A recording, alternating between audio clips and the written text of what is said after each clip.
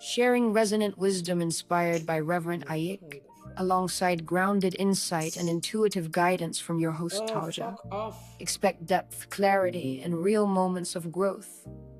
This is a space for awareness, expansion, and conscious connection. Join us in building a strong, supportive, and aligned community. Rich Rising, everybody, and welcome to another Rev Ike session. I am taujaloveoracle, and we are here to awaken, empower, and transcend. So, welcome today, and let's get it.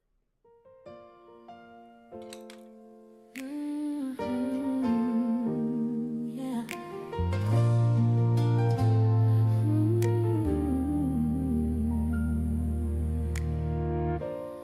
I hear God saying something big is gonna happen. I hear him whisper, just keep your eyes on me. He's getting ready to open doors no man can shut. He's getting ready to tear down every wall that's been holding you up. So don't lose faith, now don't turn away. Keep your heart steady in the place you pray, because what he promised is on its way, and the blessing's closer than it's ever been today. Something big is gonna happen in your life. God is getting ready to turn it all around. Something good is gonna make it right. Chains will break and favor will abound. So lift your head, lift your eyes. He's moving right before your eyes. Something big is gonna happen. God's turning it around.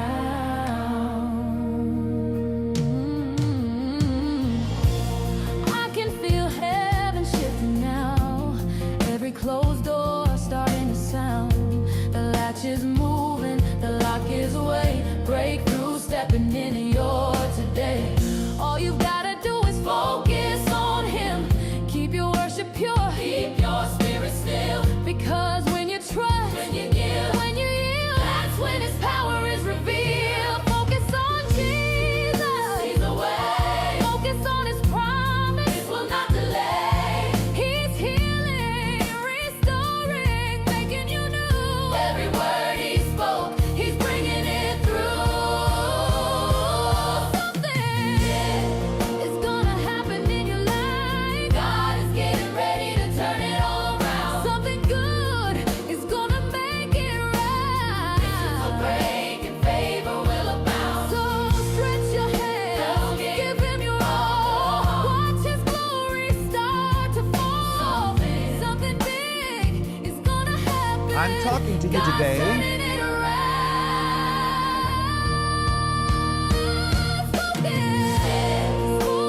Focus on him. Your miracle is near. Your miracle happening. God's turning it around. Hey. Ooh, I don't care what you got going on in your life right now. The crazies, the upsets, the hang-ups, the dis-ease, the negative energy, people, places, things. Today, right now, you have the opportunity to change that around. You have the opportunity right now to take control of your life by what you say, by what you do, and by what you think. And when you start to think positively and you start to really put that right energy in there with you, you're going to find yourself in a higher power, in a place where, oh man, you're going to be excited. You didn't even know it could be this sweet. And that place is in you, with you, and as you. Nowhere in the outside world can you get more fulfillment than when you truly know who you are. So we're going to get that this morning. That's what we do here. Every day we're going to remind you of the power in you. We're going to remind you of the God in you. And we're going to remind you that you are a beautiful, divine, powerful creator. And it's time to stop playing with your creations. So let's get this about prosperity through commitment. Yes. Let's expand the subject by one word: success and prosperity through commitment. Say that. Success and prosperity through commitment. And on my lesson notes, I'm writing that word in front: success and prosperity through commitment. Say it again. Success and prosperity through commitment. And I have a text to read to you from the Psalms, the 37th Psalm, the 3rd through the 5th verses. Let's stand for the reading of the text. And as we usually do here, I'm going to have you read the text with me. We do this for emphasis. We violate almost all of the rules of homiletics and even of hermeneutics here, because I'm not interested in displaying to you my homiletical and hermeneutical expertise, whatever that is. I'm interested here in impressing positive, practical ideas upon your subconscious mind, so that you can get these ideas and go out of here and begin to do good with them right away. Because the Bible said that the Lord is a very present help. Yes. And let me tell you, we need present help, don't we? Oh, yeah. We need present help. The song says, if you ever needed the Lord before, you sure do need Him now. Y'all needed God anytime. It's so right this now. Is a right here, right now religion. Say that. This is a right here, right now religion. Now, all of you who don't need a right here, right now kind of help, or right now, right here kind of religion, you're in the wrong church today. That's right. But it's too cold to go anywhere else. Oh, yeah. Hey, honey bun, it's rising to you, baby. That part.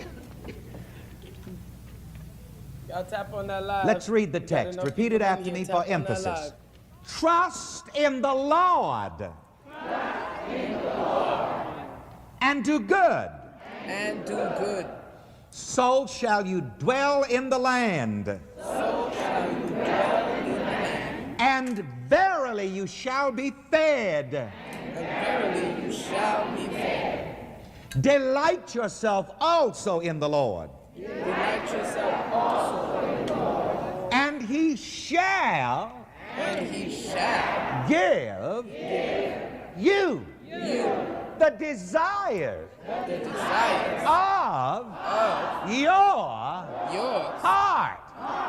Yep. Now, you know, this is so good that if I were a Baptist, I'd hoop. I be whooping in and hollering. Commit your way unto the Lord. Commit your way unto the Lord. Trust also in Him. Trust also in Him. And He shall bring it to pass. And He shall bring it to pass. Gosh, how I love these words. I love them. Trust in the Lord and do good, so shall you dwell in the land, and verily you shall be fed. Yes. Boy, this tells us how to get along in tough times. Yep.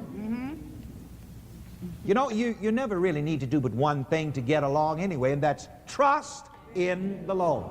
Say that with me. Trust in the Lord. There's only one thing to do. What? Trust in the Lord. Sounds very simplistic. But as Reverend Ike would say, it's so simple that it's profound. It's simply profound and profoundly simple. You mean to tell me with all of this unemployment, all I need to do is trust in the Lord? That's it. That's it.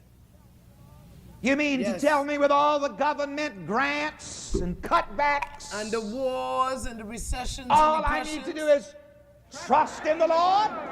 Yes. And I'm saying to you, yes. All I need to do is trust in the Lord. Say that. All I need to do is trust in the Lord. I don't need to do You mean with all of my problems? With all your problems. Are you telling me that with all of my problems? With all of your problems, yes. And with all of the things that I'm going through? Yes. Why? And all of the perplexing questions that I have to face? Is it that simple? All I need to do is trust in the Lord? Yeah. Y'all starting early with the fuckery today. My goodness. Trust in the Lord and do good.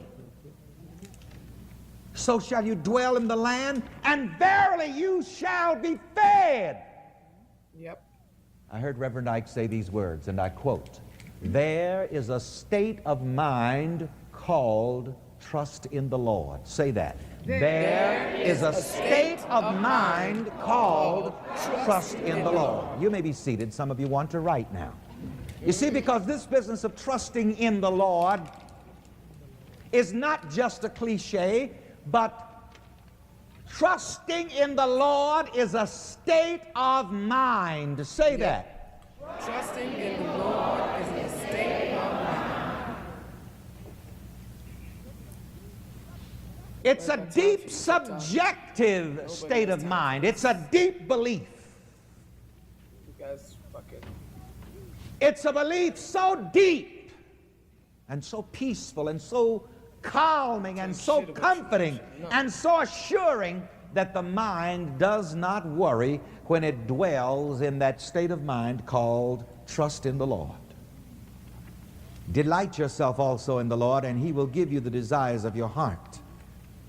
And of course, we know here that the Lord is the law of mind, and the law of mind, briefly stated, is as a man thinks, so is he. You see, when you understand that your thinking determines your destiny, then you make it your business to think positively and correctly, to think with confidence, to think with optimism.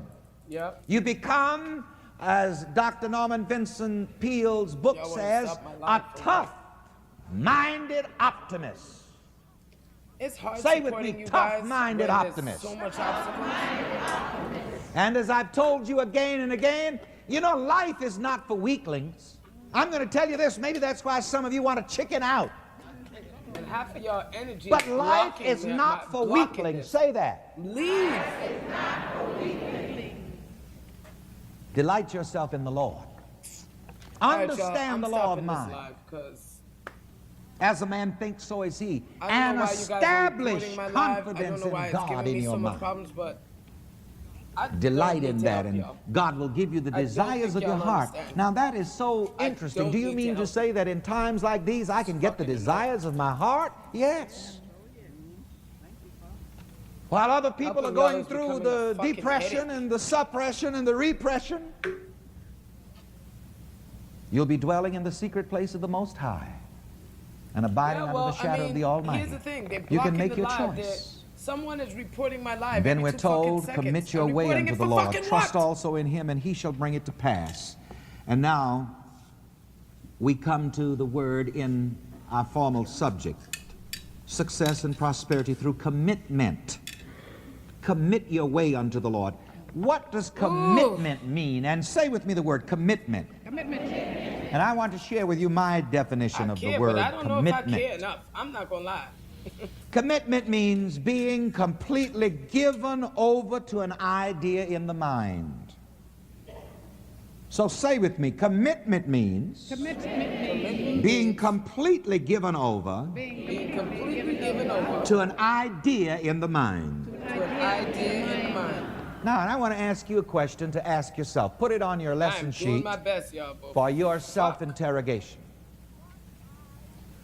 What idea of myself am I completely given over to? Because you see, when you're committed to something, you're completely given over to it. Your mind is completely given over to it. And if you want to be successful and prosperous, you have to do what? Give your mind completely over to the idea of success and prosperity. Then you're committed to that. If you want to be a healthy person, physically, spiritually, mentally, totally, you give your mind completely over to the idea of being a healthy person. You see, the mind does not work well if it is divided. What did Jesus say? A house divided against itself cannot stand. I mean, don't be half-hearted about it. I know it's annoying. Don't have one leg of your mind over in success and the other leg over in I got bad luck. I mean, what's your mind given over to? Bad luck or success and prosperity? And I'm trying to help these luck people. And sometimes it sounds strange when I listen to myself trying to help them. But you've got to meet them where they are and talk their language. You know, thousands of people have come to me. Thousands of people write to me every Sunday. And now, since we're starting some of the daily broadcasts back, thousands of people every Sunday call up on the telephone because they got luck problems. Well, look, somebody's got to help these folks. I mean, you may not believe in it. Yep. But let me tell you, as a man thinks, so is he. And as long as a mind believes it's got bad luck, it's going to have bad luck. To be positive for So you I said, well, listen, I'm just going to have to meet these folks right where they are and start right where they are and try to help them. Because you see, that's a matter of negative commitment. If you believe that you're under a curse, then your mind is committed to that. Are you with me? Y'all don't come in If this you room with y'all believe that heavy you got a shit. jinx or a hex on you, Leave your then you have heavy committed shit your mind to out that. of here. And you're going to Don't get come that. in here with it. See, that's another thing. The Lord or the law works negatively or positively. As a man you know you coming thinks, into a positivity room, so is leave he. your negativity That's the outside. law. That's the one Y'all Lord. energy be fucking up the room. Now that's interesting. The one Lord. Center You yourself. see, there's Take only a breath one Lord. and then come. Don't come with your heavy ass load. See, a lot of please. people think that, well, the one Lord is in the sky. No, the one Lord or the one law is within your being. The one law or the one Lord is within your mind. Now, that's interesting. So say with me, the one Lord, the one law is in my mind. As a man thinks, so is he. Now that's the one Lord, that's the one law. And whether you believe in bad luck, good luck, success or failure, poverty or prosperity, you're always working with what? The one law. But you can get all kinds of results working with the one. I know I've been changed. I'm talking to you today about prosperity through commitment. All right. So you're going to have to examine your mind on a daily basis and sometimes several times a day. You know, I love to cross-examine myself. I like to ask myself questions because it clarifies my mind. And ask yourself, now what idea am I committed to? You that are going to school, you that are going to college, you better ask yourself now, am I committed to this? What idea am I committed to? If you're going to work, why are you going? You don't know, just to pay next week's rent? Thank you, Cola. Well, that's a necessity, but you'd better stop and ask yourself about your work career. You're not supposed to go all the way through this life working from one paycheck to another. I told you that it is the destiny of every man to get to the point so that he no longer has to work for money, but instead money will work for him. And I dare you just to commit yourself to that idea right now. Even I have committed myself to the idea of coming in and and doing these rooms and supporting. I go through a lot to break the energy before I start this room. This morning I went to start it. I turned on my computer, and then all of this, TikTok froze. Just froze. Couldn't get it to do nothing for a little while. Had to shut it all down, start again. I go through a lot emotionally, mentally, to put this room on every morning. If y'all ain't know, y'all know now. It's a lot. And so when you guys come in here act like you're ready to participate. Come in acting like you got some positive energy. Please, don't keep coming with your dirty shoes and fucking up the carpet. Lighten up your energy and then come in. Because your heavy ass energy, that heavy energy, fucks things up. And so I'm letting y'all know, when you come in, participate. You guys want me to stay here? You want me to continue keep going? Come in. Like it. Share it. Tap it. Because otherwise, it will not continue. It can't. Even though you don't see how it's going to happen, commit your way unto the Lord, and he shall bring it to pass. Say that with me again. Commit your way unto the Lord, and he shall bring it to pass. Give your mind over to the positive good that you desire to be, to do, and to have.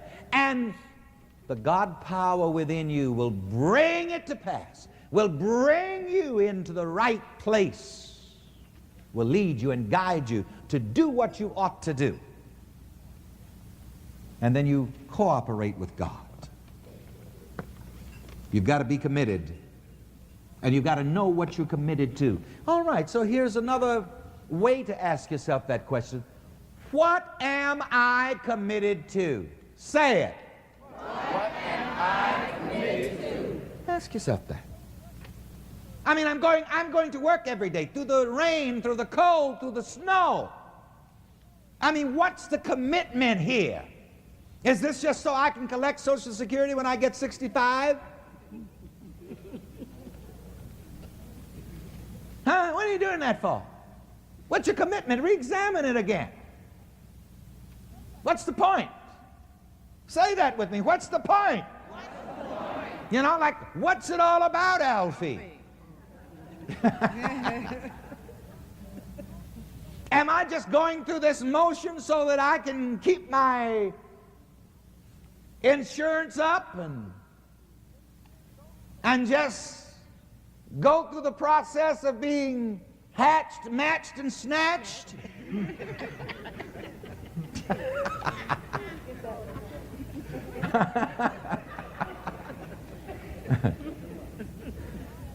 Listen, you know, Jesus said, I have come that you might have life and that you might have it more abundantly. And I mean, you know, life is more, if life has got to be more than hatched, matched, and snatched. Some of you haven't gotten matched yet.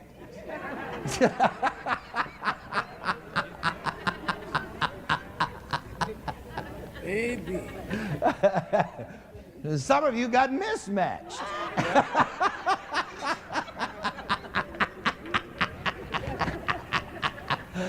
Some got so mismatched they wish they had gotten snatched. I mean, you better stop and think about what are you committed to? You see, you've got to have a goal to your life. You've got to have a point to your life. So say with me, what's the point to my life? And if you don't have a point, then bless God, get a point. That's it. I mean, you know, what's all of this about? What's all of this coming to? Jesus said again, I've come that you might have life and that you might have it more abundantly. Yep. Now, there may be a certain period of life where you work for things as necessities, but you see, you are not here to serve things. I've got news for you. Things are supposed to serve you. Yes, they are. That's right. Now, some of you may not know that. Things are supposed to serve me. Say that. Things are supposed to serve me. Material money is supposed to serve me. That's right. Material money is supposed to serve me. Material money is supposed to work for me. Material money is supposed to work for me. Now, you've got to, first of all, understand that and make a commitment to it. So remember, Nike, I don't know how. Understand it and make a commitment to it. I dare you. It's supposed to serve you, baby. No other way. I dare you. And God will lead you. God will guide you. You'll be led to do some things to prepare yourself for higher roles in life than you ever dreamed of. Yep. But you've got to make a commitment. You've got to know where you're going and where you want to go. And That's get right. committed to success. Get That's committed to prosperity. Get committed to happiness. Yep. I repeat again and again and again. Commitment is being completely given over to an idea in the mind. And I mean, you got to be radical about this. You do. You got to commit yourself to what you want to be, to do, and to have, even when it doesn't look the least bit like it's possible at all. I got an interesting letter today. The lady didn't tell me that I could or could not identify it. Where's Patrick? I gave it to him so that I could get it into the offering. But it's very interesting. We were giving out $100 pledge envelopes around here for the past few weeks. And she wrote me a letter. Snatching that joy. She had a $100 check in it to pay the $100 pledge she made. And another check for an offering, an extra offering. And she said, Reverend Ike, when I took that pledge envelope, I couldn't see $100. Humanly speaking, I couldn't see it, didn't have it, didn't know where it was coming from. But what did she do when she made that pledge? She made a commitment. Hey, Esther, good morning. Well, good afternoon to you. I've got a secret to tell you. When you make a commitment, you're not only committing yourself, but you're committing Almighty God. Yep. You see, at the same time you make a commitment, God makes a commitment to you. God is making a big commitment to Make you, a but are commitment, you God going makes to a commit? commitment to you. Are you I going am to commit? committed to success, and God is committed to me for success. Yep. I am committed.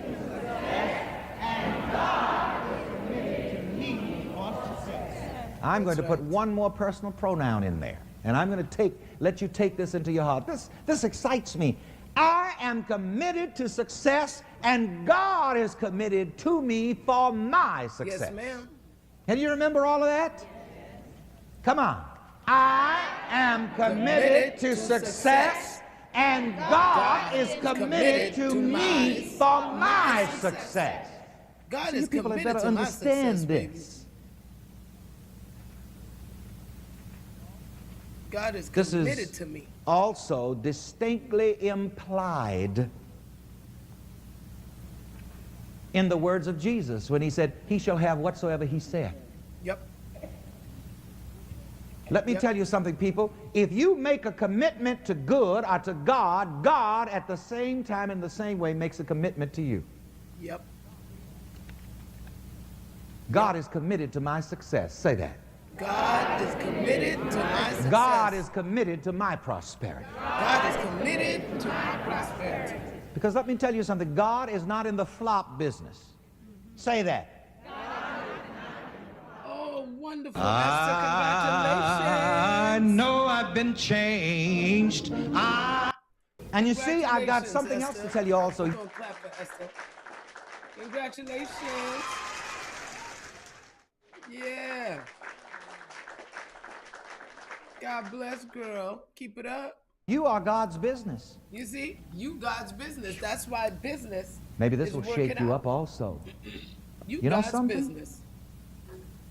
If So you the business really is working. Good ultimately job. fail, God would fail. Yep. That's the reason why I keep coming here every day, because I feel like I made You this said, well, commitment Reverend Ike, to what God. about the people who die and never be nothing, do Oh, nothing, and have woo! nothing? Well, this is where I'm going to go Yes. way out on one of my heresy limbs again. I'm going to tell you this much. Somewhere, someplace in eternity, every soul has got to become a success. Yep. I'm not just talking you about a my fans, materialistic give me that success. Are you heartbeat. following me now? Yep. I want to tell you this. God is working with you to make you a successful person. And Yeah. I'm talking about total success. God is working with you. You are God's success project. Yep. Every person is God's success project. Say with me, I am God's success project. I am God's success project. Now, to get way out on that limb again, you see the reincarnationists tell us that we're going to come back here again and again until we succeed. Now, as I say, when I always make disclaimers when I talk about that.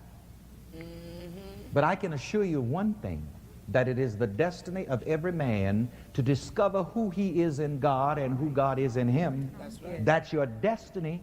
And you can bump your head as long as you want to. Yep. You can put your hand in the fire. You can do a lot of damn fool things as long as you want to.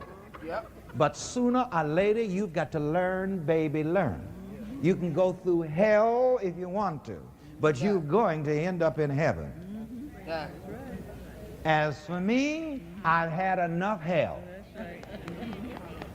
As for me, I've got enough of I got bumping enough my bullshit. head. If it wasn't in church, I'd use I had an enough. adjective. Did you I've got guys enough have of bumping enough my of the head. fuckery yet? Because I've had more than enough.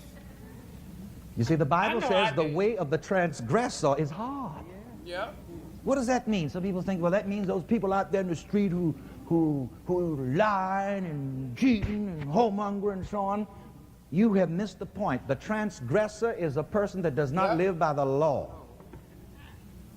of mind, the law of thought. The person that doesn't understand that as a man thinks, so is he, and in Yep. turn establishes positive thinking as his way of life. If you do not follow right thinking, your way will be hard. Yep. But you see, by the same token, that statement of the law lets us know that it is necessary for our life to be hard. I don't pray prayers of supplication very much. Most of my prayers are affirmation, but I've got one prayer that is a prayer of supplication that I Yep. pray. You know what it is? Lord, please don't let me be so hard to learn. That part right there. Say that with Don't me, let me everybody. be Come on. ignorant. Lord, Lord, please don't let me be so hard to learn. It's not supposed to be hard. It's supposed to be fucking easy, yo. Because you know, you Take can that learn the hard hard off way your if you back. want to, can't you? Now, a child that sticks his hand in the fire learns it'll burn you. But that's a hard way to learn that. That's a hard way to And learn. you know, there's got to be some other way. Yep. There's got to be a better way to learn, not just that the fire is hot, without sticking your fool hand into it. And especially some of those who do the same fool thing over and over again. Yep. You do the Wise same up. shit over and over Say again, that. expecting different results. Say it again. That's And who are crazy. you talking to? You're talking to yourself. I'm talking to myself. I mean, wise up. Yes, you are God's success project. I Yes. am God's success project. We And are let me God's tell you, success the project. infinite God is determined to succeed in you, through you, and as you. Maybe some of you will be as the reincarnationist suggests and take another million years and go and come 500 or 600 more times. Yep.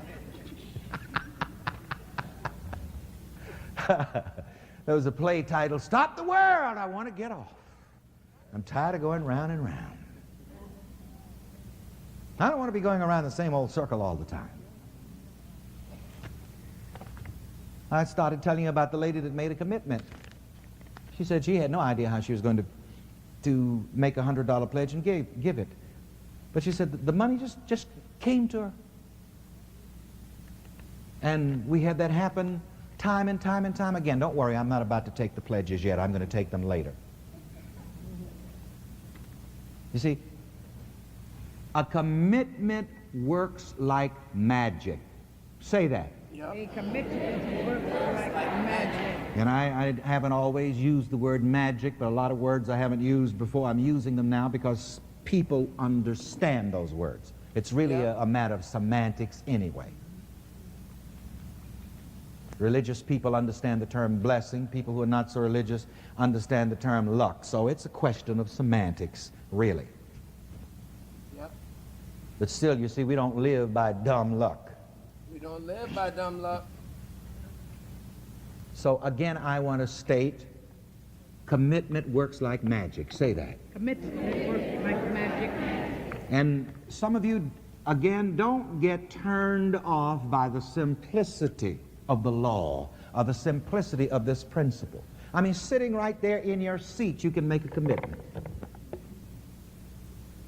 And the moment you make that commitment sitting right there, the facts may not look any different, the facts may not change at the moment, but just make that commitment, and the Bible says the Lord of the law will bring it to pass.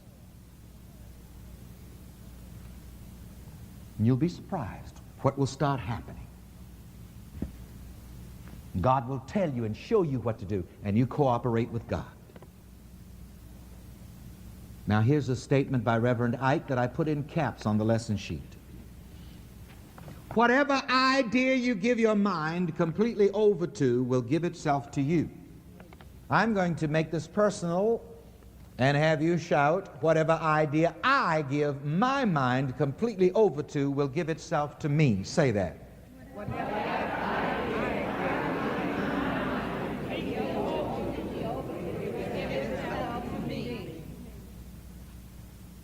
And write it in that, with the I, right under there where I have it. Whatever idea I give my mind completely over to will give itself to me. And give your mind completely over to the idea of good health, the idea of happiness, the idea of loving and being loved, the idea of success and prosperity. Give your mind completely over to the idea of having plenty of money. Even if and when in fact you don't have it, just give your mind over to it. Make the commitment in your mind. And the Bible says, as Dr. Graham would say, the Bible says, the Lord will bring it to pass. You have a law in your mind. Isn't that something? I want you to understand this also, that the Lord is in your mind. You see, organized religion has made us think that the Lord's in the sky, the Lord's over there, out there, but the Lord, the law is in my mind. Say that. The Lord is in my mind.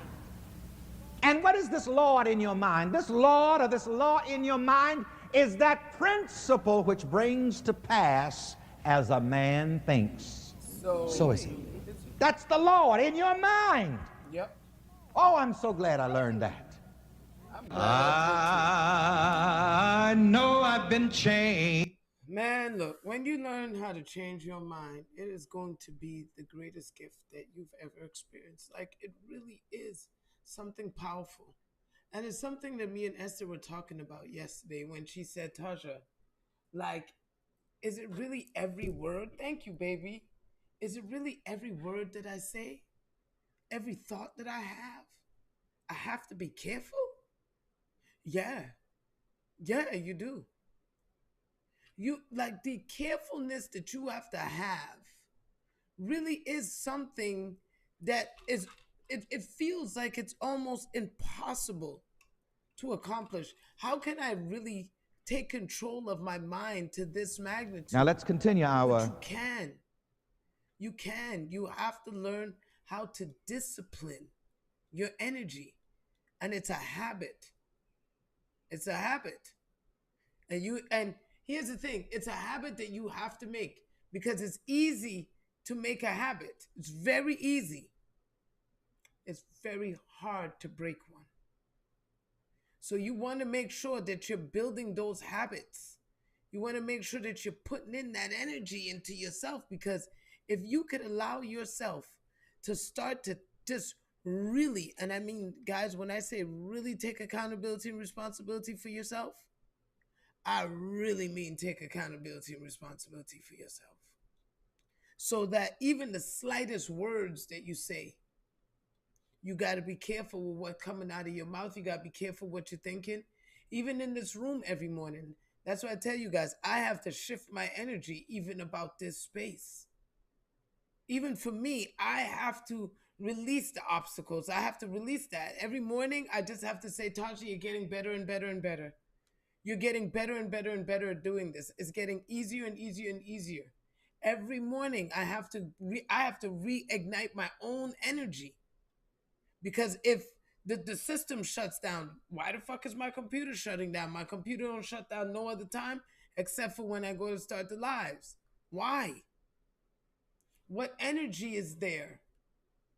And then you got to start, and then you got to work literally on breaking that energy within your mind, within the space. It becomes a thing. It becomes a thing.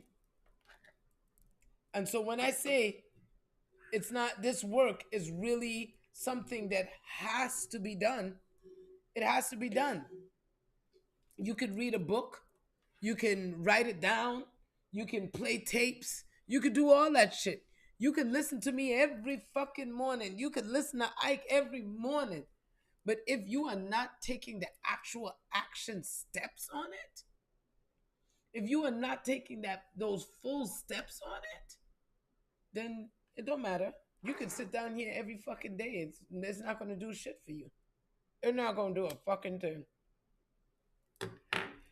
You're actually going to feel more angry, more frustrated, because you're going to wonder, why isn't, like, I'm doing all of this. I'm doing all of this. Why is it like this? Because you're not actually putting the things into actual practice. Which means that you're feeling bad. You got to work right now in that moment and change that energy. You got to have those conversations with yourself in that real time. Don't wait till you're only feeling good. Because when you wait till you're only feeling good, that's not healing. That's not giving you the power that you have. It's not giving you the full understanding of what you have, because you're not in full connection with it yet. You're not in full alignment with the damn thing yet. When you start to really, I mean, really speak it, when you start to really live it, that means moment by moment, guys. Moment by moment. When I find the energy bubbling up in me, so I feeling angry, I work on it in that moment. You got to do the work. You got to do the work. I know everybody wants to sit back, put their hands up, and it's like, come to me, come to me, come to me. And guess what? It wants to come to you. But you're going to have some crowd participation in order for it to work for you. It's coming to you. I just showed up on your page one day. Ike is just showing up in your life. That person that you need. It's just showing up for you. But if you don't do anything in your participation of it, if I send you the resume and you don't fill it out, don't expect the job. If I tell you to pick up the phone, but you never say a word. Don't expect communication. You see what I'm saying? If you don't, and if you're not able to, if you're not willing to make a move, do something towards what it is that you want, it's not going to work out for you.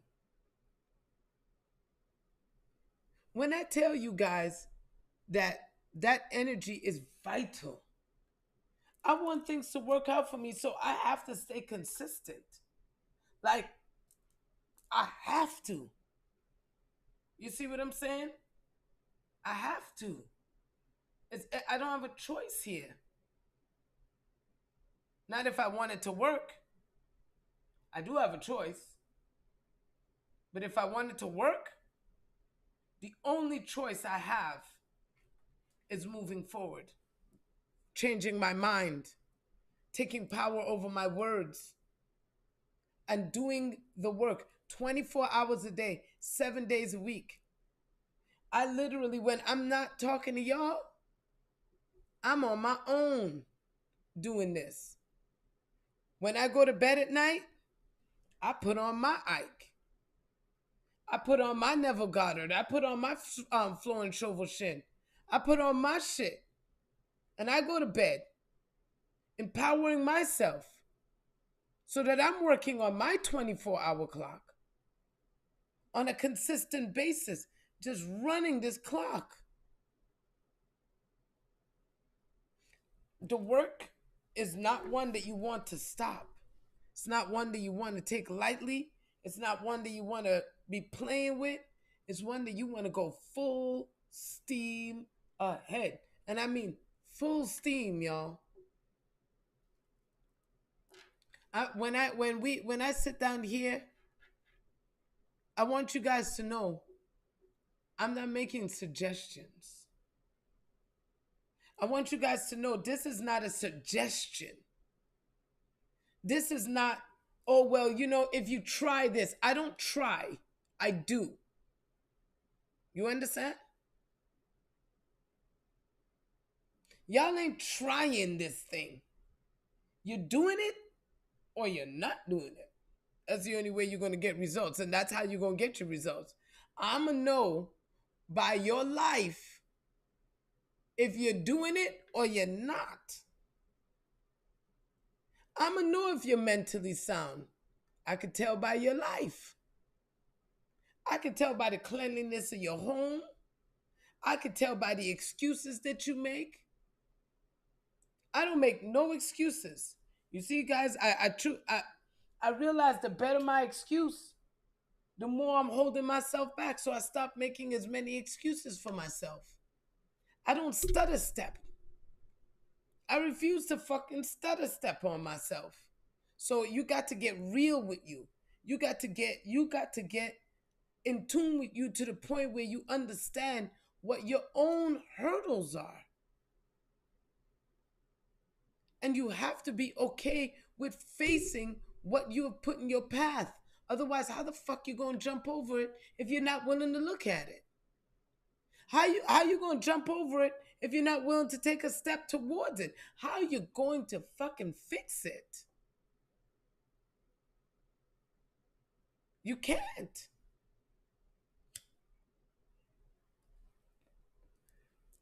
You must take accountability. It is vital. When I watch the words coming out of my mouth, I be like, oh shit, girl, stop, stop, stop, stop. I literally have to stop myself real fucking time. Real time. Sometimes I be wanting to go off. Stop.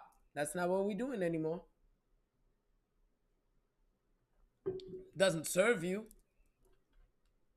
If I have a burst of anger, I let that anger burst through. Boom.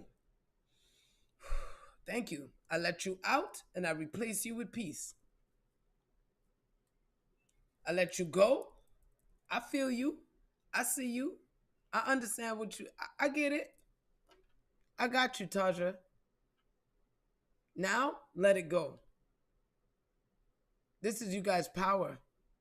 And I'm telling you, man, you really want to let yourself be in this place of power.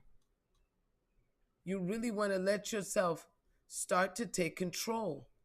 It is vital that you guys start to take control. You have to self master yourself. You have to start. Cause look, it's not the outside world that you're working with, y'all. The only thing that you are working with is you. Don't try to change him, her, it, they, them. Take all the pronouns. And there's only one that you're going to use. And that's I am. That's the only one that you're using. You're not focusing on them. You're not trying to change nobody. You're not trying to do nothing else no more. Only thing that you focused on is I am, and what the fuck you trying to do with that? I am, I'm growing, I'm living, I'm expanding. I'm letting myself be rich in my spirit. I'm letting myself do this. I am serving me. I am releasing them. You see that? I am serving me. And I am releasing them. I'm releasing them from all the responsibility, all the stuff that I put on their back. I release it. And I serve me. And as I serve me, the energy that flows and circulates will be one of abundance, health, happiness, prosperity, and what? Money. Oh, yeah. Oh, we're going to circulate the fuck out of this. Yes, the fuck we are. Yeah, yes, boo-boo. We are going to circulate you. We are not going to let you do it. I'm telling you now. Come on, baby. You're going to come with me, and we're going to go down the trail. And that's what we're going to do. Because I love you, boo-boo. Ladies and gentlemen, you have the master. What am I going to do? I'm going to hug him and squeeze him. And call him George. And pat him on his bottom when he's really, really bad. That's right, boo-boo.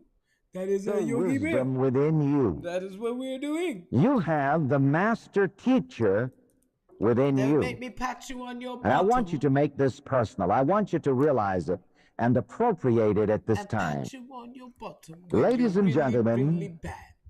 You have the master wisdom within you. You do? You have the master teacher within you. Are you going to keep wasting And I it? want you to make this personal. I want you to realize it and appropriate it at this time. Uh-huh. And say, I'll have the master wisdom within me. I have the master wisdom within me. I have the master teacher within me. I have the master teacher within me. Let's deal with a bit of definition for a moment. Wisdom is applied knowledge.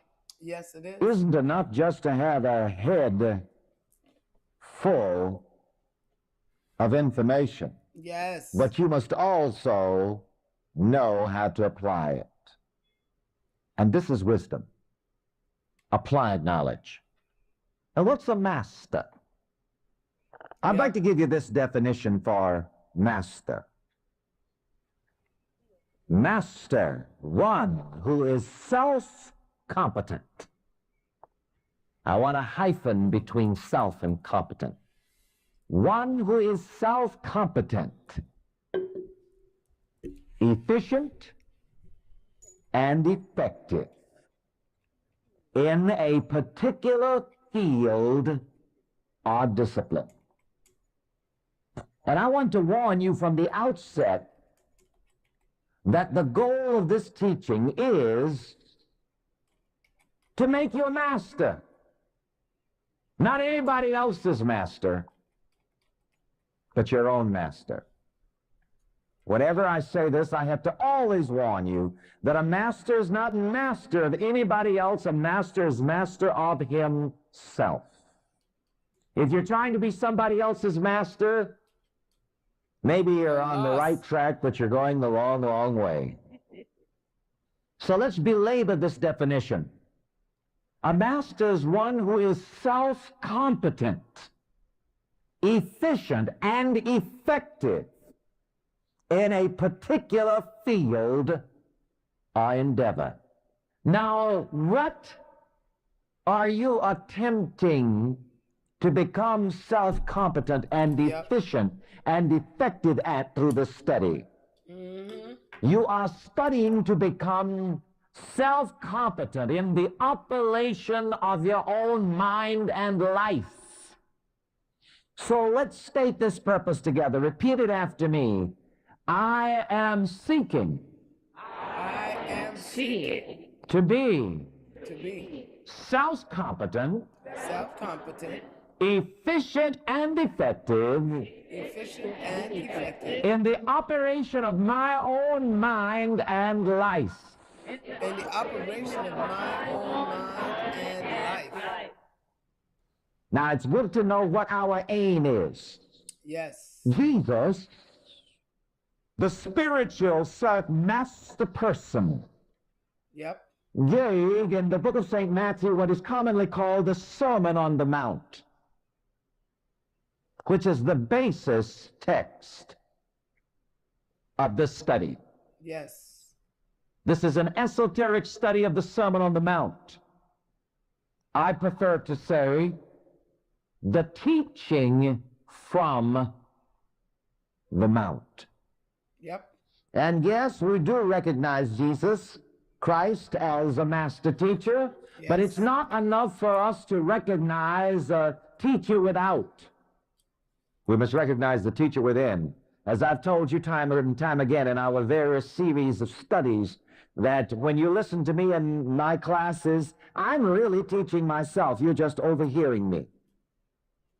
As an individual, I'm lending myself to the master teacher that is within all of us. That's what I'm doing. I want you to understand that. And let's have a sense of this, ministers, practitioners, everybody. Say this after me. I am lending myself. Lending myself To the master teacher within me. the master teacher within me. Because you see, if you are really going to get any teaching, even though you may be listening to me as an individual, and I hope you don't do that, but so far, if you're really going to get any teaching, you are going to have to learn how to listen to and hear the master teacher that is within you. Yep.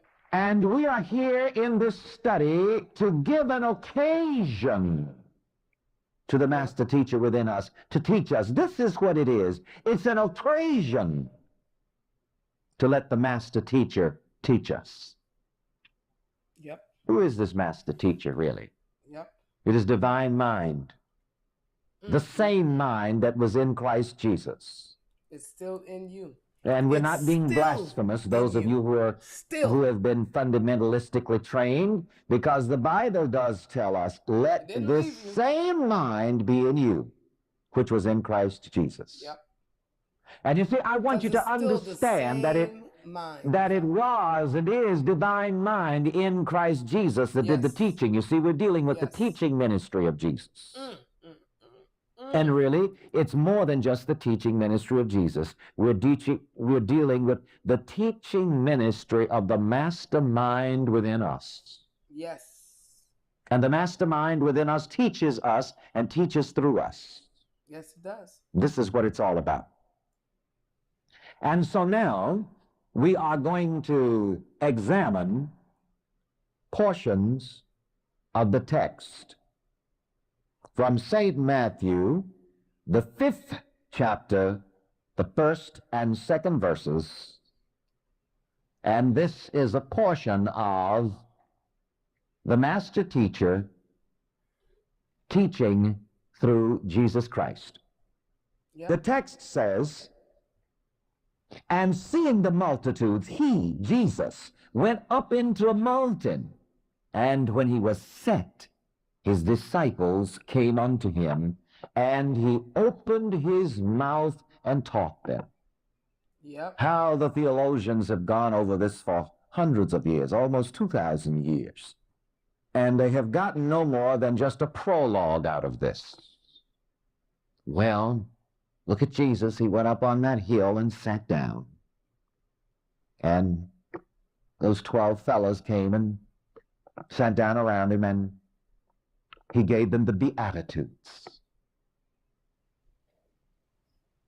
Oh, but let us look into the deep esoteric meaning of this passage, which seems to be just a simple prologue or introduction. And seeing the multitudes. Now, who are the multitudes?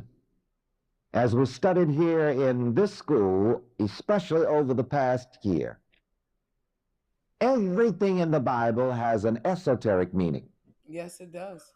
A tree is not Everything. just a tree. It's not. A house It's is not just a house, but a house is a mind. It's a mind. And multitudes are not just simply large crowds of people. No, it's not. That's all the But thoughts here are the in your mind. multitudes. Yep. The multitudes are the many various opinions and beliefs of the world mind. Ooh, so much. The throng and traffic, like I was in a moment ago. Exoterically. The throng and traffic of various world opinions and beliefs that would crowd in upon the mind from every direction. This mental den and traffic attempt to push its way into and make its impress upon the mind. Yep. Once you learn this, you can handle your psychology a lot better. Since Spirit revealed to me what this meant, it has helped me. And whenever I'd find the multitudes crowding in upon my thinking process, it's let me rise above the multitudes.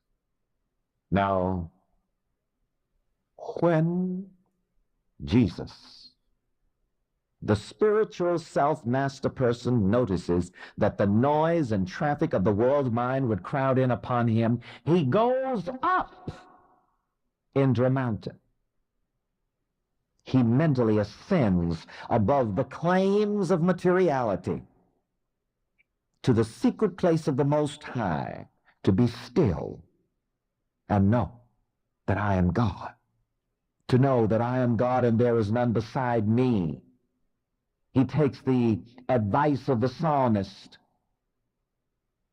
which tells us that when the world mind crowds in upon us, when sensory impression gives us the bomb's rush, we are to flee as a bird from the mountain. Yes. Flee as a bird to the mountain. Look, like this. Now, if you catch yourself in the middle of the multitudes, if you catch yourself in the middle of the traffic of the world mind, and a lot of confusion and so on and so forth, what are you to do?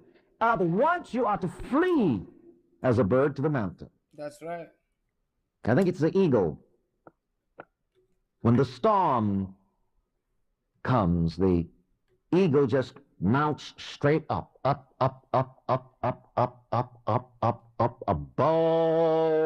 the storm, and alights upon the top of the high mountain, and let the storm rage below. And you see, this is a mental, spiritual flight. And seeing the multitudes, Jesus, went up into a mountain. He mentally and spiritually went above it. You see, because in the midst of the multitudes, with all of the noise and the clamor and the traffic and the claims of materiality and the different things that will try to make you believe that they have power, if you stay there, you're going to get mesmerized and wrapped, tied, and tangled in all of that. And so very quickly you're going to have to flee as a bird to the mountain. Very quickly you're going to have to get above all of that. You can't handle the multitudes right in the midst of the multitudes. Right. You can't do that. You can't layer with the multitudes. The multitudes will, quote, run you crazy, unquote. You're not to fight with the multitudes, but you must learn how to go up into a mountain. And of course, mountain here is not just a high hill. It's not just a geographical location. It is not just a spatial thing. But mountain here is how state of God consciousness. That place in you where you know that I am God and there is none beside me. That place in you where you know that there is only one presence and one power. When you get to know that, because you see, mostly the masses are mesmerized and they believe in many gods. You're the power in your life. The masses believe in material causation. But on the mountain, you do not believe in material causation. Stop playing with on the stuff. mountain, you have no other gods. You know, be still and know that I am God. You know that regardless of what seems to be happening out there in the midst of the multitudes, you know that that is not God. And you see, when you know that materiality is not God, then you're above it.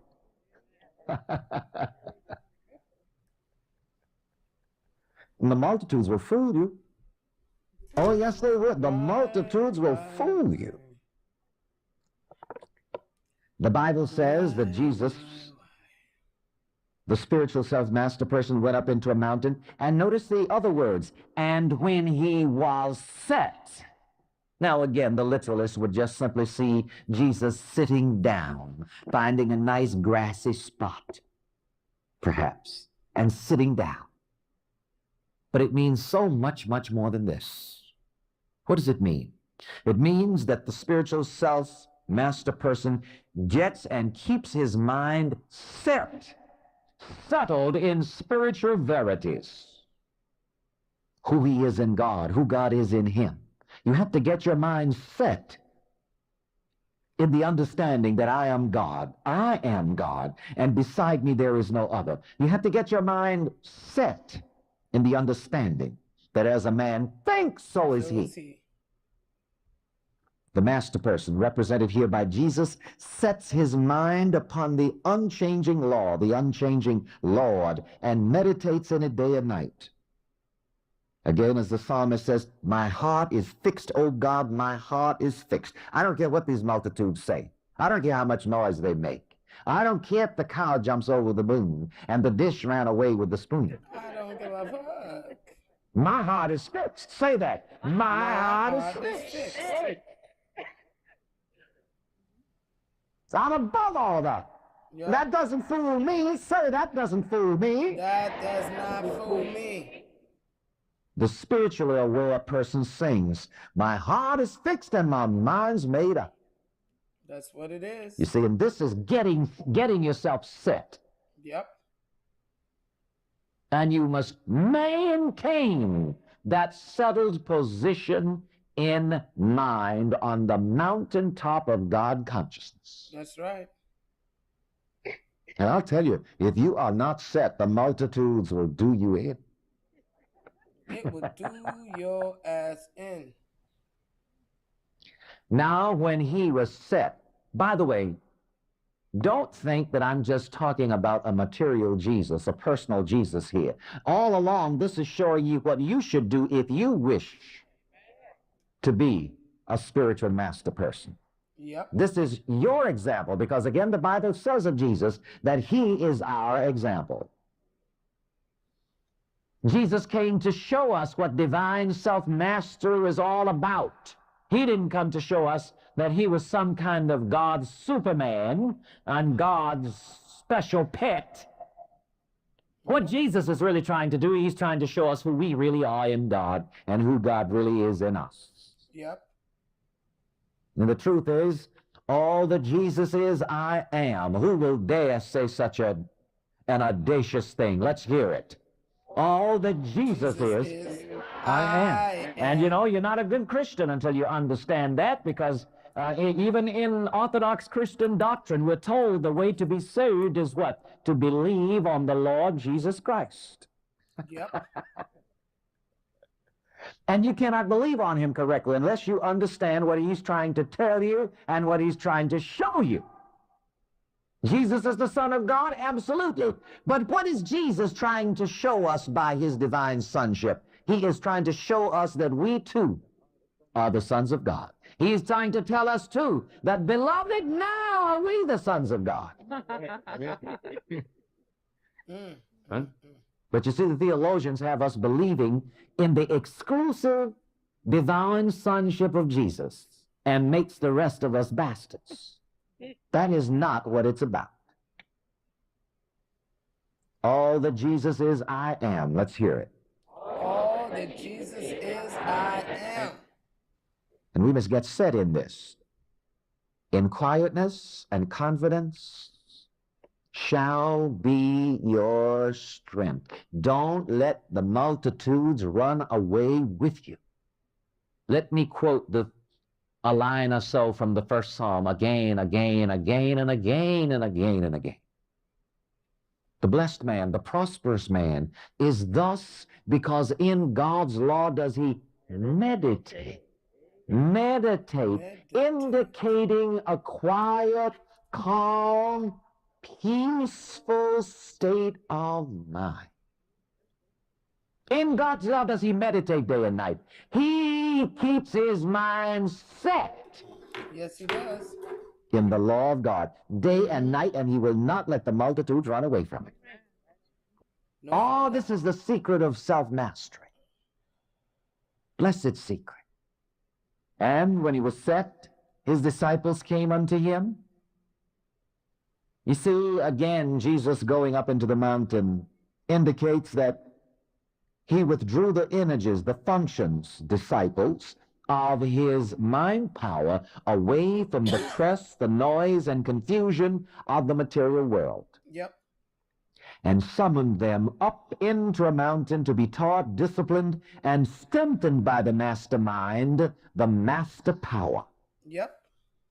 If you keep your mind among the multitudes, you are going to dissipate your energies. And you just go through life jumping around like a chicken with his head you cut ain't off. never gonna get on your shit. You have to call, summon, withdraw the energies of your mind away from the multitudes. Yep. Everyone. Stop focusing on social media and what they're telling you. Stop focusing on reality TV and what they're telling you. Stop dictating yourself by the outside world. Start to make your own way. It's not to say like you're gonna not see fashion and these things. You're gonna see these things. It's not to say like you're not. Thank you, Uzi. Brrr. It's not to say like you're going to not watch TV and you're not going to do these things. But what I want you to do, I don't want you to absorb it into your energy field. I don't want you looking at these crazy ass people on TV and comparing your life to them. You understand? I want you to focus on you. You could watch the crazy, but eat. You know, it's like you eating popcorn. Like, damn, this shit is crazy right here. Like, oh, I'm so glad this is not in my life. I'm so grateful that my life is abound and full. And look at the crazy. You can see it. The outside world is not disappearing. But what you're going to do is you're going to start to create more of a peace within yourself, so that the world that you do see on the outside and the way you react to the world on the outside will be more in alignment with where you want to go. You want to be in that space. You want to be in that mindset. And you can't keep focusing on what they are telling you that you're supposed to be. As a woman, you're supposed to be this. As a man, you should be this. As a black person, you should be this. As a white person, you should be this. You have this privilege, but you don't have this privilege. You could do that, but you can't do that. You could say this, but you're not allowed to say this. Like all of those parameters that we have been forced into on the external world is ones that you could break the program to. When they say you could break out of the matrix, honey, you could break out of that systematic way of thinking and become a free thinker. This is when they talk about there's a saying that says be in the world but not of the world. When you start to be a free thinker and you start to see the stuff and you start to maneuver around it, pray for it, put positive energy on it, when you start to transmute and transform, then you're able to, then now you're going to be something amazing. Now you're going to be something powerful. So you want to take yourself and just be in the world. I'm here. I'm fucking here. I'm in it. I'm in it. I'm in it just like you. I got to eat food and shit. I got to take showers or I'm a stink. You know what I'm saying? I put on my little, you know what I'm saying, my little things to make myself feel good.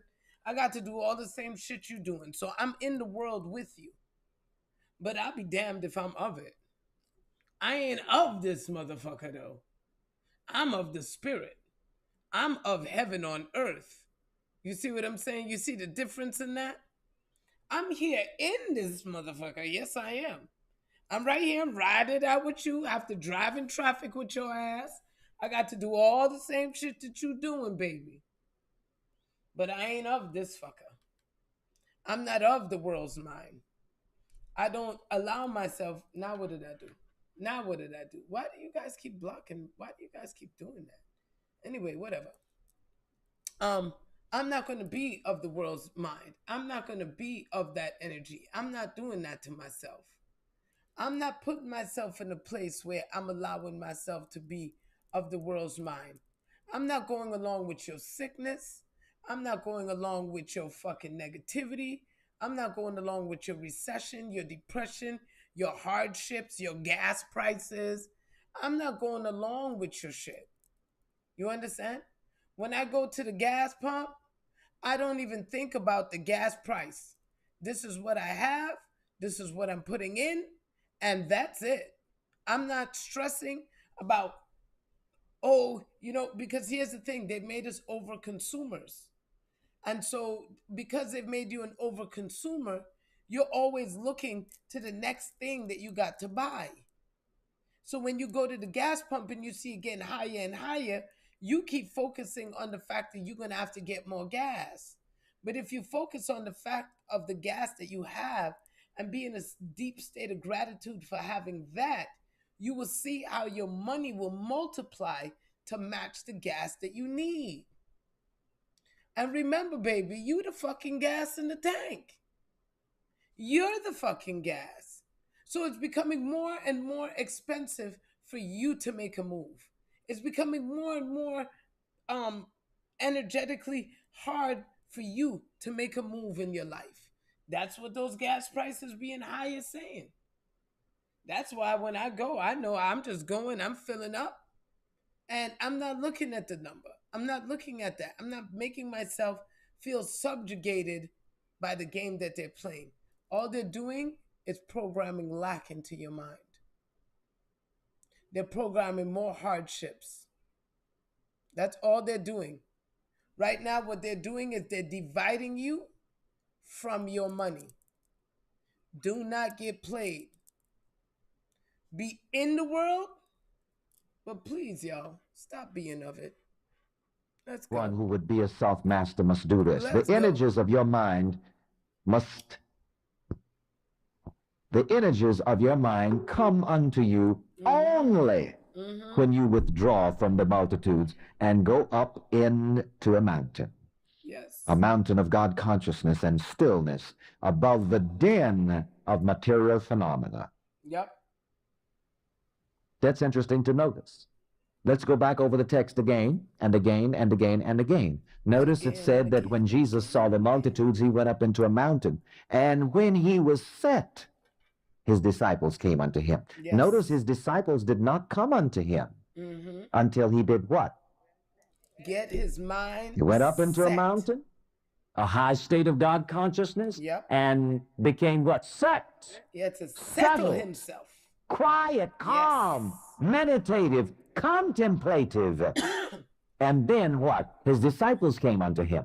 What does that tell us? The energies of his mind. Yep. He had to The take powers power of his mind, Yes. the functions of his mind, the disciplines of his mind, they all came to him then. Yes, it did. And don't answer out loud, but I'm going to ask you, where are your disciples? Where are your disciples? At 10 o'clock on a certain channel here in New York, they usually announce that it's 10 o'clock. Yep. Do you No know way. where your children are? Do you know where your disciples are? I'm asking Do you you right now, do know you know where who your you disciples are? are? Are they out there? Are they down the hill with the multitudes? Where they at? Where they at? Are they down there in the confusion and the noise and the clamor, wrestling with the claims of materiality? Yep. Where they at? You see, you Where have they so much at? power, but again, that power gets dissipated among the multitudes. Yep. It just gets dissipated. Dissipated. But when Jesus, you, go up to that high place of God consciousness within you and get yourself set there, then your powers will come to you. Yep. You will recognize your powers, and your powers will recognize you. You don't have the attention, a command of the energies of your mind until you arise in God consciousness and get set in the Lord, are set in the law of mind, and become meditative and contemplative and receptive to the master teacher within you. Then, when you do that, your disciples come. Powers of your mind come. Simon comes to you, which is your power of hearing. Andrew comes to you, which is your power of courage. James comes to you, which is your power of judgment. John comes to you, which is your power of love. Philip comes to you, Yep. which is your power of knowing. Yep. Bartholomew comes to you, which is your power of imagination. Thomas comes to you, which is your power of understanding. Matthew comes to you, which is your divine willpower. James, the son of Alphaeus, your faculty of order comes to you. Thaddeus, your praise power comes to you. Simon the Canaanite, your power of zeal comes to you. Judas, life conserver, comes to you to be redeemed. Yes. Your weaknesses come to you to be strengthened. Yes. And he opened his mouth and taught them. Now you see the master teacher is beginning to teach through Jesus, to teach through you. Yep. Oh no, I gotta play that. That's again. interesting to notice. Let's wanna go back play over them the text again and again and again and again. Notice it said that when Jesus saw the multitudes, he went up into a mountain. And when he was set, his disciples came unto him. I had to Notice play his this piece disciples again did for not y'all. come unto him until he did what?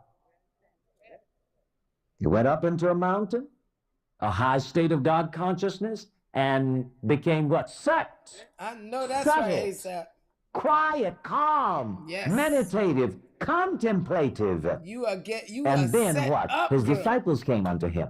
What does that tell us? The energies of his mind, the powers that in the of chat. his mind, I'm the set. functions of his mind, the disciplines of his I mind, am they set. all came to him then. I am set. And I don't am answer out set. loud, but I'm going to ask you, where are Where's your your disciples? disciplines? Where's At your 10 disciples? o'clock on a certain channel here in New York, they usually announce that it's 10 o'clock. Do you know where your children are?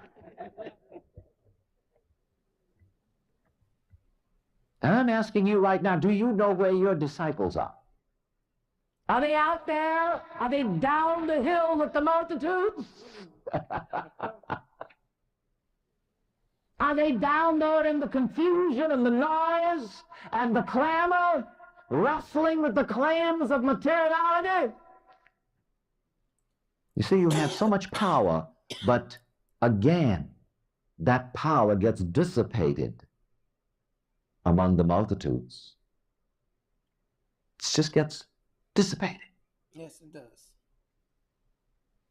But when Jesus, you, go up to that high place of God consciousness within you and get yourself set there, then your powers will come to you. You will recognize your powers, and your powers will recognize you.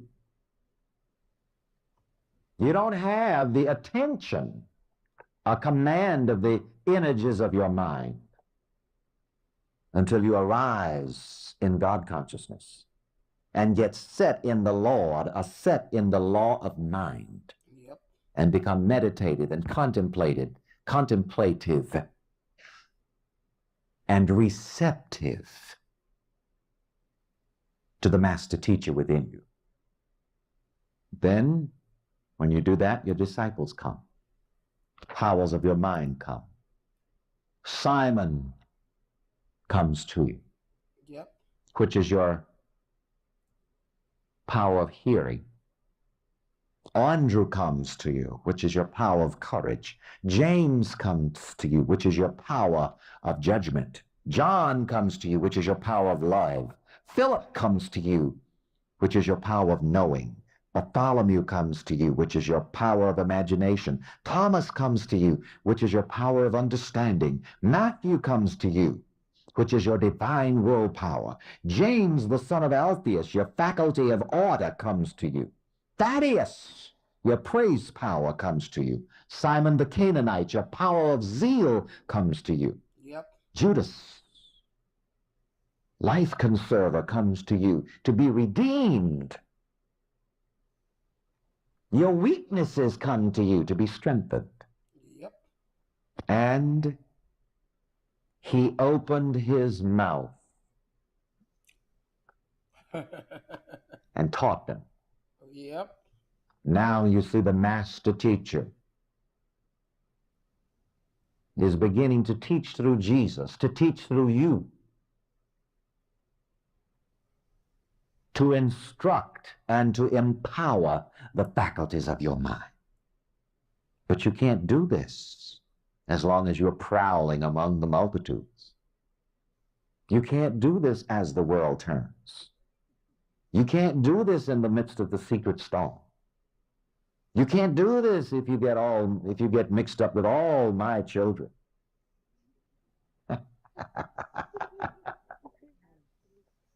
When it says that Jesus opened his mouth and taught them, it means that he opened his God understanding and instructed therefrom. Yep. This is the spiritual self-master person who, out of his God consciousness, gives instruction and power to the functions of his mind. Now, don't you dare sit here in this class saying, oh, isn't that wonderful what Jesus did? This is what you've got to do. Yep. This is what you got to do. And it doesn't mean a thing until you do it. That's right. You have got to teach the functions of your mind. You got to teach the function. You've got to go up high enough in God and get yourself set enough so that you can teach and strengthen the disciplines of your mind. Yep. Let's stand and get to work at it. I know I've been changed. I know I've been changed. I know I've been changed. The angels in the heaven changed my name. We're talking about the path to power Y'all better and know. prosperity. Y'all better change y'all name today. Understanding the inner law. Look. And this is a part of our... Stop being a loser. Change your name. Your name is no longer loser. It's no longer broke. It's no longer sick. It's no longer weak. It's no longer none of these things. Take that shit off of you and change your name. Strong, powerful, amazing, wonderful, ingenious, talented, resourceful, smart. Change your name. Talk to me nice. Talk to me nice. Talk to me spirit nice. Talk to me like you want me to work for you. Talk to me like you like me.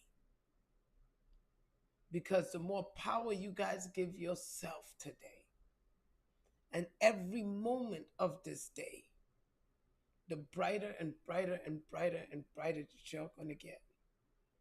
Today is a very powerful day. Today is 5/13. Today is my brother's birthday, who passed away many years ago.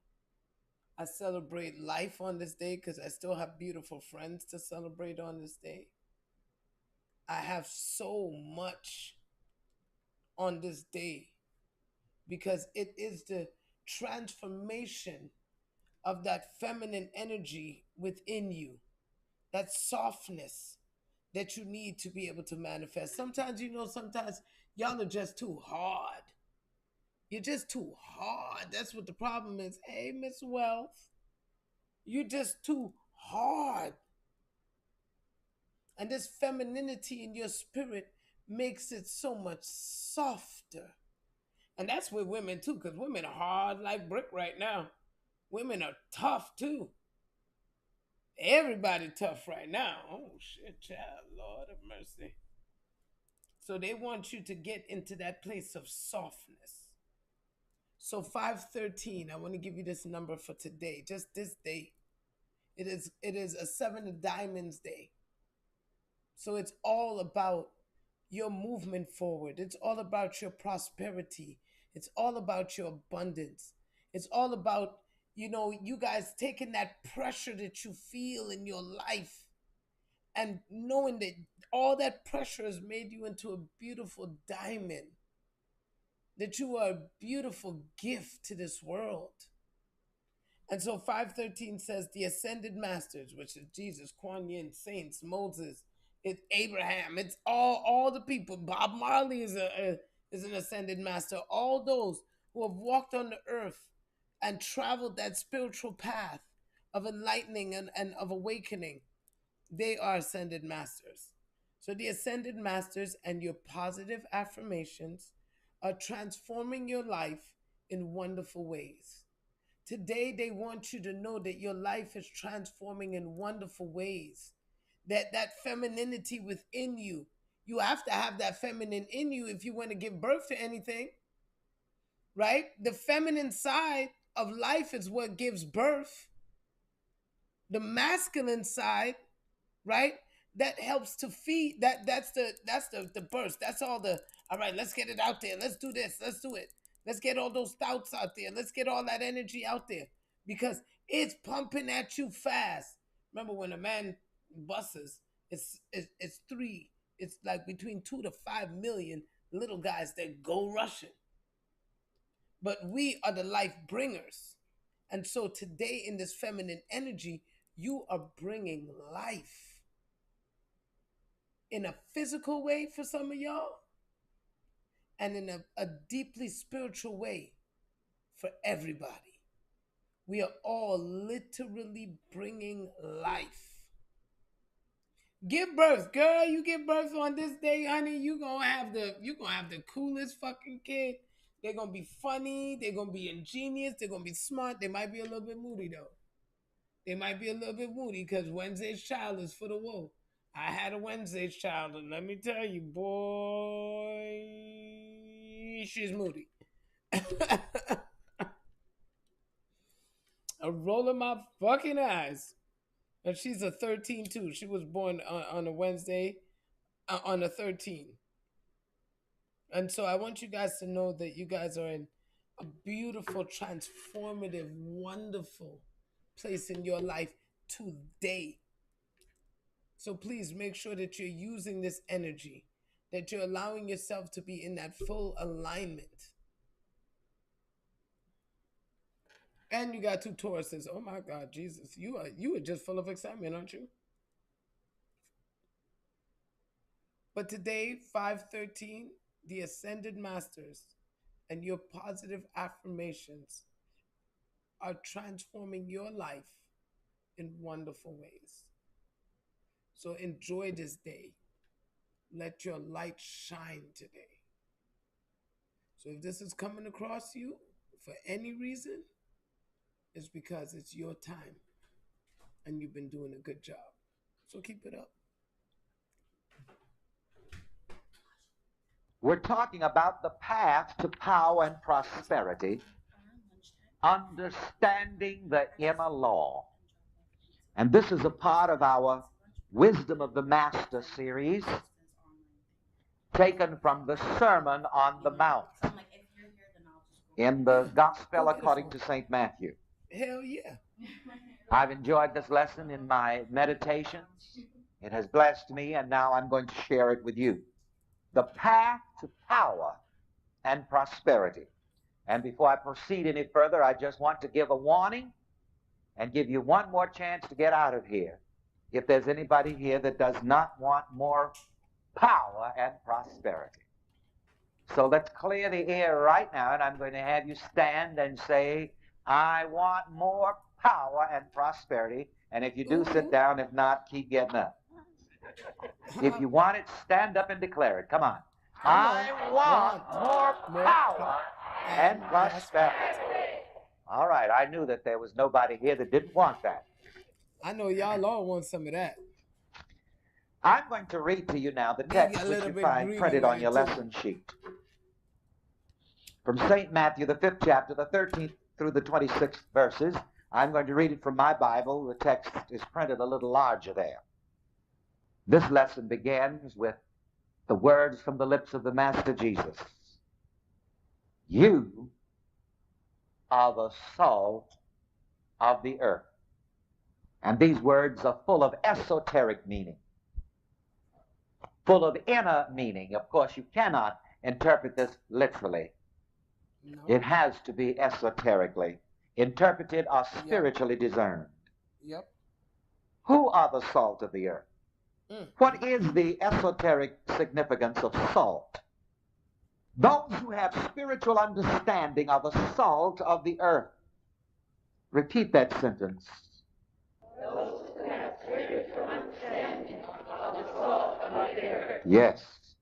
Those who have spiritual understanding are the salt of the earth. Yep. Salt is used in the house, that is esoterically in the mind, to season. That is, to make food more enjoyable and as a preservative. Spiritual understanding in the mind or in man seasons and preserves life and makes it more enjoyable. Such a man, or mind, has a good influence upon others and society in general.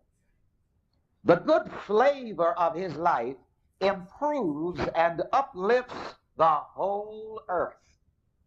Such a seasoned, preserved man or mind is a general, specific healing and blessing influence, even without conscious effort.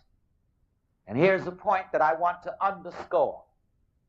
When you have spiritual understanding, when you're full of the Spirit of God, the Spirit of good, and your life has the savor of godliness, of goodliness, your life will automatically have a healing, blessing, problem-solving, good influence upon people and society in general without any conscious effort whatsoever on your part. And I'm sure that every one of you here can think of some experience in your life where you helped somebody or you helped in some situation without knowing anything about it.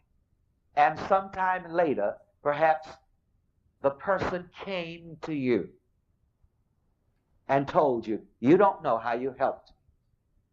And everywhere the person of spiritual understanding goes, both physically and psychically. He should be a good, healing, blessing, problem-solving, and uplifting influence even without conscious effort. So I want to take you to a higher level of the ministry at this particular point. Whenever we are called upon for prayer or to minister to people, such as we always are, and we do love it, we have thousands of names over here on paper, and I don't know how many thousands of names on the magnetic computer tapes, and thousands of requests that come in every day. Whenever we're called upon like that, there is usually some degree of conscious effort involved in ministry. And that's good, and that's in place. I heard the practitioners before the class ministering to me. Oh, you don't know how I appreciate that. You don't know how I appreciate that. You see, you're not even fully conscious of all that your ministry to me means. Yep. But anyway, your standing here and calling my name and blesses me involves a certain amount of conscious effort, which is good and in place. But I want you to understand that your spirit, your psyche, when it is seasoned, when it is flavored, when it is filled with the oil of the Holy Spirit, I want you to know that that psychic, spiritual part of you ministers without even your conscious effort. And we want to become so seasoned in the Word of God, in the Word of good, so seasoned in faith and in love and in courage that we can see more and more ourselves ministering spiritually and psychically without conscious effort. And you're going to find yourself solving even a lot of your problems without conscious effort. Not by power, not by might, but by my Spirit, saith the Lord. You are the salt of the earth. And your mind, your spirit, your life should be so seasoned with spiritual understanding that just your physical and our psychic presence will be a tremendous upliftment and blessing. I use the word psychic presence, a term that I want to talk about just a little bit. You will also understand that you are more than a physical presence. Say with me now, I am more than a physical presence. I am more than a physical presence. I am infinitely more than a physical presence. I am infinitely more than a physical presence. One of the things about a lot of people is that they identify themselves almost totally as the physical self. Yep. But as we learn who we are in God and who God is in us, we begin to sense and to live more and more in the infinite self, in the omnipresent self, in the omnipotent self. Yep.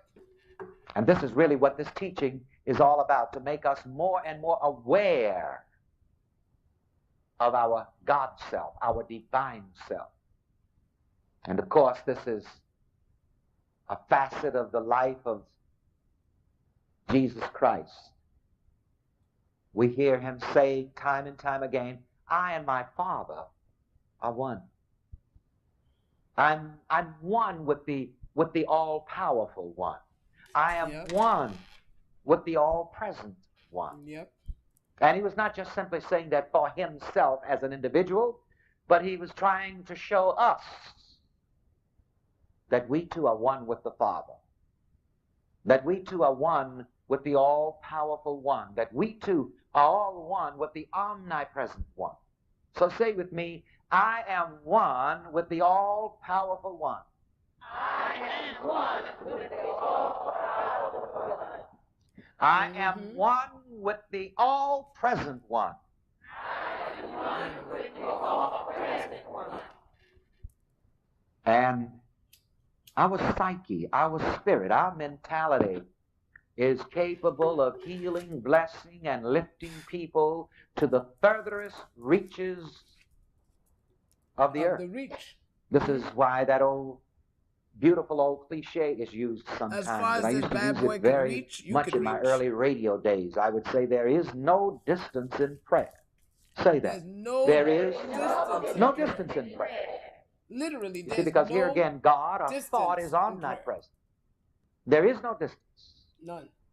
And so let's come to realize that we are here to be the salt of the earth, meaning we are here to be a good influence. That's Say, it, that's all. I am here to be a good influence. That's all. To be a good influence. And I want to stress again the words, without conscious effort. You know, there is just something about godliness, a goodliness, that has power in it without any stress or strain on your part. Yep. If you're really stressing and straining to be godly or to be goodly, then that's not really the right righteousness. That's the righteousness that the Bible says is as filthy rags. You see, the righteousness of God is the only righteousness. If you try to create another righteousness, then that's like filthy rags. Yeah. I heard a minister give a lecture titled, Let It Be What It Is.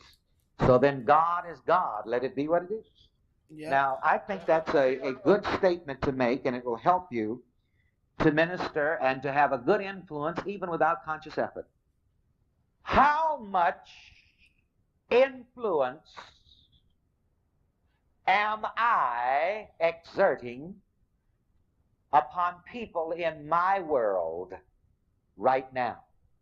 I'm going to insert another word, and I'm going to have Professor McCarthy write it on the green board. How much influence am I unconsciously exerting upon people in my world right now? Now, I would really surprise you as to the amount of unconscious influence you're exerting, whether that influence is good, bad, or indifferent. So the next question is going to be, what kind of influence is it? It would surprise you, and maybe sometimes it will take years and years before you even know it. I think I see Mother Alma John over here, and this is a classic example. When I came to New York at 17 years of age, I went to participate in a Bible answer program at a local radio station. And there was a lady there who was an outstanding leader, still is an outstanding leader in the New York community. And she came into the studio and spoke to all the young people who were there for that Bible answer program. And she took time with each one and asked each one, what is your name?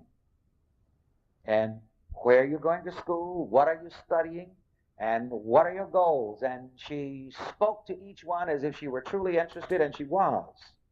And she spoke lovingly and encouragingly to every single one of those young people. I was among them. And I received a lot of encouragement from her in that encounter, and she had not the slightest idea who I was until umpteen years later. And I dare say that she has exerted so much good influence in this community among so many people that she will never even know the extent of that good influence. When you walk down the street with a smile on your face, you'll never know who you lift.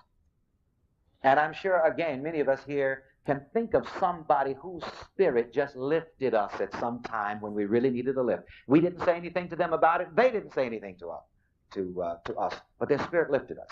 I, from time to time, think about my days in technical training school in the Air Force. I was a chaplain's assistant. We went to school out in Wyoming, and I tell you, it was quite a time out there. And sometimes it was discouraging. You know, they put you through it. I remember there was one young man in our squadron that I don't ever remember speaking a word to. I don't ever remember him speaking a word to me. But after one of those formations, and they gave out the different duties and the different things that we had to do, and sometimes we'd be up half of the night taking care of some of the duties and getting up at 4 o'clock in the morning. No, I think it was 3 o'clock in the morning, because I was on shift A. Well, anyway, at the end of some of those assemblies, he would walk through the grounds just whistling a happy tune. And somehow, the whistling of that happy tune just lifted my heart. I can hear him now. I can see him now. And each time it comes back to my consciousness, it lifts me. You see, he was a salting, a preserving influence in that situation, without any conscious effort whatsoever. So one of the assignments that you have from this lesson tonight is to develop the power of your unconscious, effortless ministry. And we really do that by keeping our consciousness lifted, by keeping our minds on God or on good, as the first Psalm says, by meditating on the law of the Lord day and night. It'll bless your children, wherever they are. It will bless your loved ones and friends. Without any conscious effort whatsoever, you'll bless the people on your job. You'll bless the people at school. You'll bless the people walking down the street. The bus driver that's weary when you get on, there'll just be something about you. He won't know what it is, but it will be the salt of the Holy Spirit that will lift his heart and encourage him. Yep. Yep. And this is why one of our reasons for being here, to be the salt of the earth. You are the salt of the earth. I know I've been changed. I know I've been changed. I know I've been changed. The angels in the heaven have changed my name. I call you. Well, the angels in heaven done change your name right quick. All right, so let's get to this number of the day. So the number of the day, because I didn't complete no goals today, so I realized, fuck it, I'm not going to ask y'all to help me. I don't ask people for help for a reason, because people usually remind me that they'll take, but they, you know. So I ain't gonna ask no more.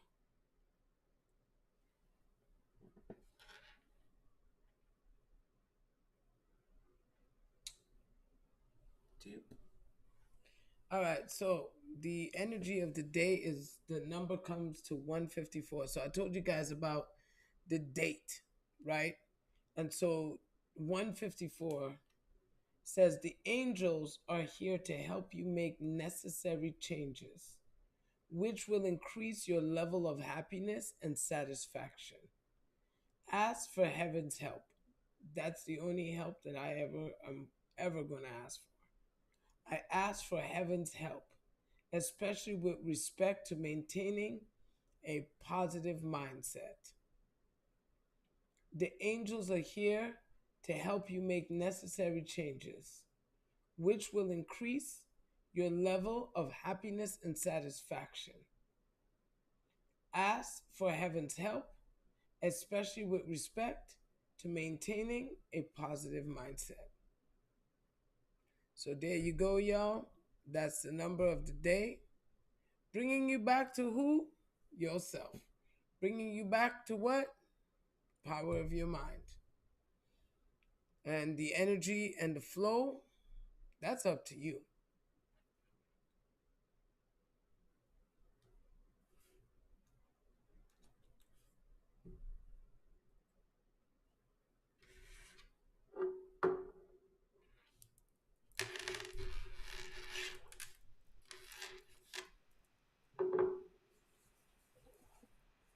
Anita, thank you, baby. I appreciate you, honey bun. Thank you so much. I need you to send me a little love offering, and I appreciate you so much for that, darling.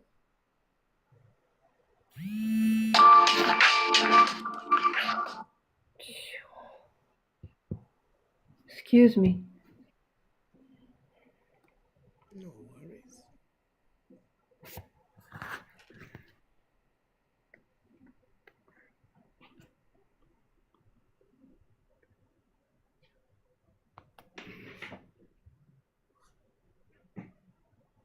So while Esther's getting herself set up, I will tell you guys it's been a great over the hump day. Pray that you guys get your disciplines together, get your minds together, get your energy together, and do the work. That's the main thing. Do the work. Go ahead.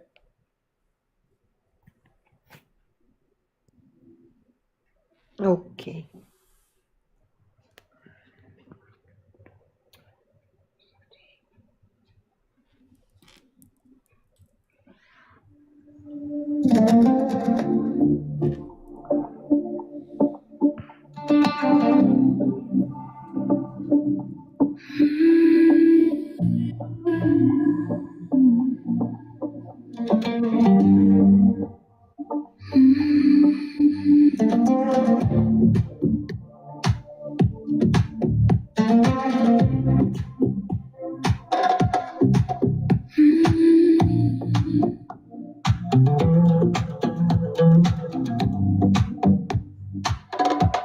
Your touch lifts me high.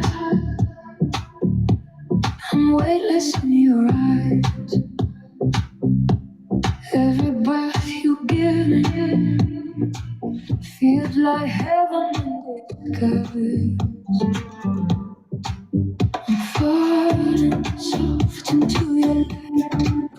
I'm rising, lost in you tonight. Lost in the night. With you, I'm floating, body into stone.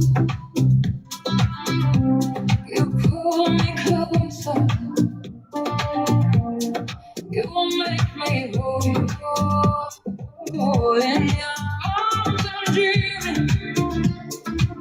Love so deep and true. I'm melting to forever. Every time I'm into you.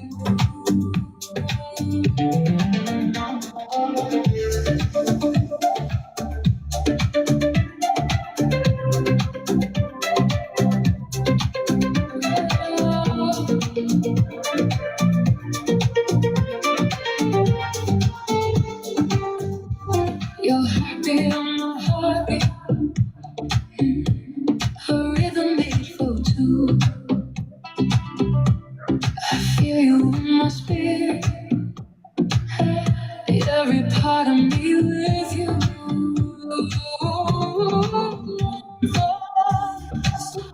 To your light, I'm rising, lost in you tonight. Lost in the night. With you, I'm floating, body into soul. You pull me closer, closer. In your arms, I'm dreaming. Love so deep and true. I'm melting to forever, forever. Every time I'm into you.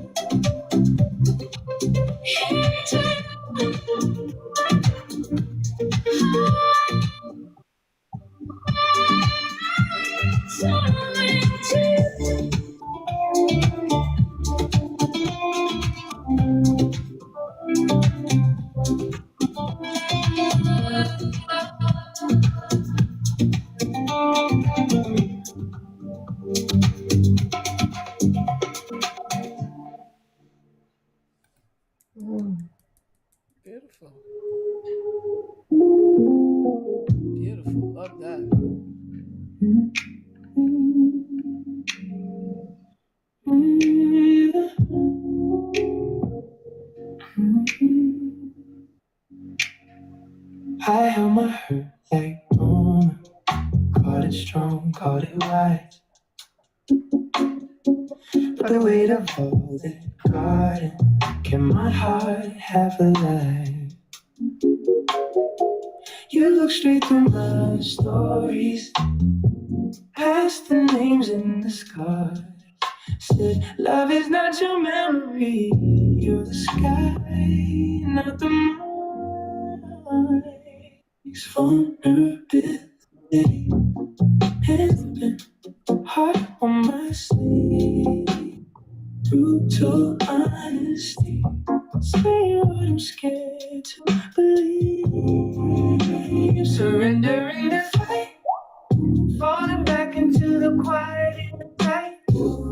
3 keys to remember who you are. Eternally in the passing human life. Yeah. Every truth that kept hidden, turned a stone in my chest. Every mask that I fastened, only covered my breath. When I was split and broken, something deeper replied. You're the space that holds the broken, not the brave, not the life. Vulnerability, hands open, heart on my sleeve. Brutal honesty, saying what I'm scared to believe. Surrendering the fight, falling back into the quiet inside. 3 keys to remember who you are. Eternally in the passing human life. So I lay it down on my clever little ground. Oh, every story, every sound. I'm afraid of the drown in the stillness I see. There was never less of me, just a wave that forgot it was made of the sea. Hands open, heart on my sleeve. That's what honesty, saying what I'm scared to believe. Surrender in the fight, falling back into the quiet night. 3 keys to remember who you are. Eternal life, having one brief human life.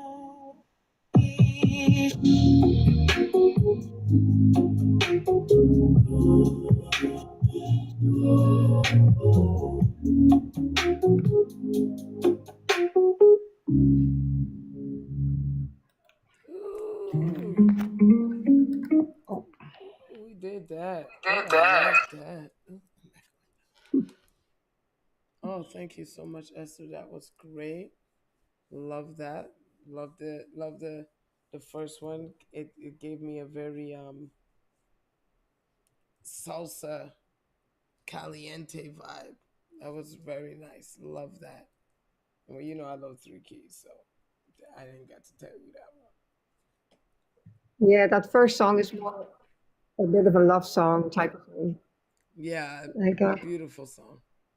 a woman that taps into her feminine, loving, passionate, sensual, I don't know, whatever. All Getting kinds of into good stuff. herself, my friend, my friend. Yeah. I love that. Beautiful song. Yeah, that was fun. Yes, Yeah. it was. And thank you guys for being here. Thank you guys for your energy today. Thank you guys for elevating your minds and getting out your behinds. And I love y'all. And I'll see y'all in the latest. Oh, shit. Well, that didn't work out the way I expected it to. We're just gonna just keep going. And thank you guys and have a beautiful day.